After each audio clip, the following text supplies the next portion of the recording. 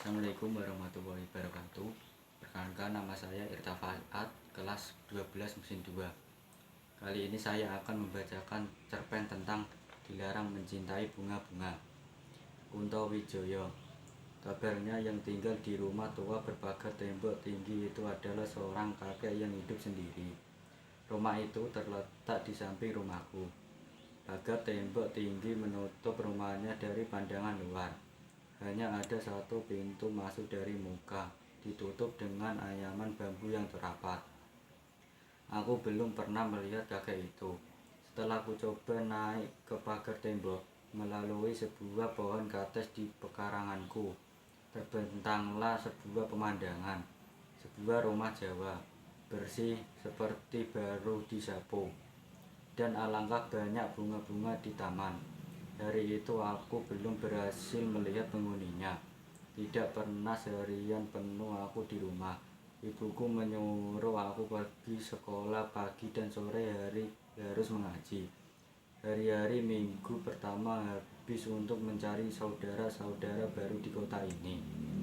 Keinginanku untuk mengenal kakek itu tidak pernah padam. Kau lihatlah, lubang-lubang pada pagar anyaman bambu itu ialah akibat perbuatanku. Aku mengerjakannya di siang hari sepulang dari sekolah. Pernah ketika aku mengintip-intip pintu pagar dari bambu itu, kawanku menegur, "Sedang apa kau ini? Hati-hati dengan dia. Sebentar lagi tanganmu sakit. Tunggu sajalah." Ketakutan menyerang aku. Apakah aku akan sakit karena mencoba membuka pintu pagar rumah ini? "Siapa bilang?" kataku berani. "Semua orang," dijawabnya. "Kau kualat, dia keramat." Aku ditinggalkannya, berdiri dengan dekat pagar itu. Ketakutanku mendesak-desak. Aku lari puntang-panting ke rumah. Ayahku sudah duduk di kursi dengan selembar koran. Aku tenang kembali. Baru tersadar bahwa tas sekolahku tertinggal di pagar rumah samping itu. Sore hari aku memberanikan diri untuk mengambil tas yang tertinggal. Dan tas itu masih di sana. Tidak dimanapun di dunia ini, kecuali di pintu pagar itu, sebuah tas berharga akan selamat dari incaran orang. Tentang kejadian itu, kawan-kawanku mengatakan, tidak seorang pun berani mengambil. Itu sudah pasti.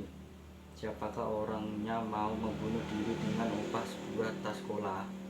Lebih susah mencari sebuah nyawa daripada sebuah tas sekolah.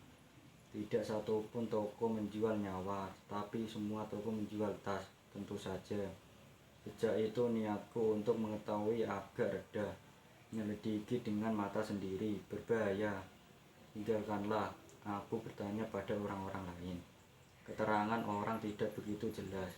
Orang mengatakan, sekali seminggu ia keluar berbelanja. Orang lain mengatakan ia berbelanja sebulan sekali. Orang mengatakan ia mempunyai anak di kota lain. Orang lain mengatakan ia tidak beristri. Tidak seorang pun tahu pasti tentang dirinya. Barangkali di antara kawan bermain hanya akulah yang mempunyai keinginan untuk mengetahui lebih banyak tentang kakek itu. Kawan lain sudah tidak acuh lagi. Aku sudah bosan bertanya. Selain mereka juga tidak memberi keterangan jelas. Mereka akan mengejekku dengan mengatakan, "Biarlah kau cari cucunya." Pernah pula aku bertanya pada ayahku. Ayahku melemparkan koran dari tangannya dan meninggalkan aku.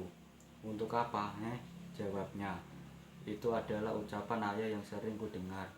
"Bertanyalah tentang lokomotif misalnya, atau mobil, jangan tentang kakek-kakek sebelah rumah." Aku sendirian saja di dunia dengan keinginan untuk mengetahui. Tiba-tiba aku pun mengenalnya dari dekat. Begini, pada musim layang-layang angin bertiup kencang, jalanan muka rumahku tidak banyak kendaraan. Polisi membiarkan anak-anak main layang-layang di situ.